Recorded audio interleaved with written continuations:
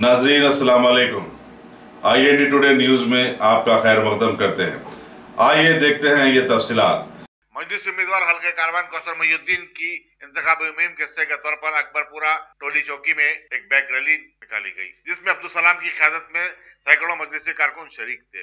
Rally में हिस्सा लेने वालों में मजलिस उम्मीदवार कौसर मोहिउद्दीन, औरंगाबाद के रुकन असम्बली इम्तियाज जलील और बिहार की मजलिस के सदर अख्तरुल ईमान काबिल जिक्र है।